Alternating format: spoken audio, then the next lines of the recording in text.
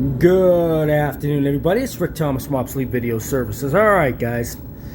This is the servicing of the Bvu-800 Part 2. Alright, this machine, I'm telling you, it had these decks have a lot of problems. But, as I spoke in the previous video, I had to change out the control panel. The control panel, the actual shuttle knob was smashed in, which wrecked the back of the board, which made no control on any of the buttons for playback, rewind, or any of that type of stuff. Kind of messed up, actually. And basically, it's not a real hard problem, but it's time consuming because it's real hard to get these off because of the way they're mounted inside the bodice of the unit. And then it's just the one plug, which is not a big deal. And but the man is very, very lucky I had a spare part because this machine would have been garbage without it. And so anyways, I had to actually replace the entire front panel. And as you can see, time code's working fantastic. It's all the controls are working good on it. As you can tell, I mean, sometimes, you know, like I said, it can be a real challenge when you're working on things. So you got to be really, really careful when you're doing stuff, especially stuff like this. And so anyways, we're playing the deck.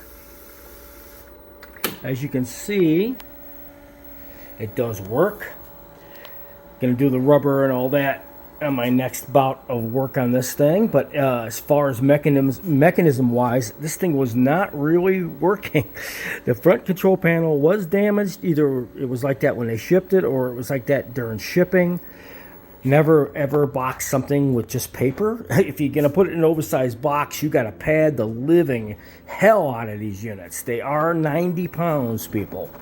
These are very, very heavy units. They're the Cadillac of the 3/4 pneumatic. Heavy motors, heavy mechanisms. And then before they came down with the more slimmer versions, they came out later after this one. But this is a Bvu-800, and like I said, I don't always have parts on hand. This guy was very lucky. I happen to have a customer who ended up giving me one of these. It was a piece of crap. I mean, beyond to even bother with. So I did pop off the control panel and the valuable stuff like the drum and different things, and I kept it. And sure enough, we ended up needing the control panel for this one. And we swapped it in, and voila, we got the unit back up and running. So sometimes you get lucky, sometimes you don't. But this particular situation, I happen to have about 2 months ago, somebody sent me this very same model. It was a piece of junk. We took the best parts off of it. The control panel was virtually like new. I kept that. And all miscellaneous things on this unit. But this control panel was very expensive, and they're very valuable. And 9 times out of 10, people end up breaking these control panels. When they do, the machines are garbage. But in this situation, either the machine was dropped or it got dropped during shipping. And it's just smashed the electronic board behind, got cracked, as well as the control panel knob on the front, which got smashed in.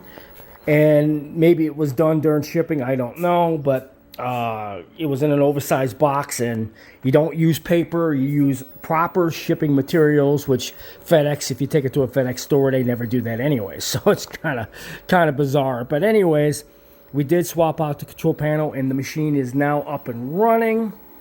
And this is always a very, very big issue with this type of deck. The Bvu series, they're very, very heavy. Very heavy. If the control panel gets damaged on them, you're screwed. If any of these cards get damaged, you're screwed. Okay? The only reason people like these is because it's the Cadillac of 3/4 pneumatics. It has pop and pull cards on the left side. And it's more a robust drive on the inside. That's the only reason why people like these units. Most TV stations would be using these because they're very robust. But there's a lot better, easier units you can get than this. But this is a professional Cadillac television studio type of unit, with removable cards and other things like that. It's a very good machine, but it's just a workhorse of a beast to move around. And like I said, I had to replace the entire control panel.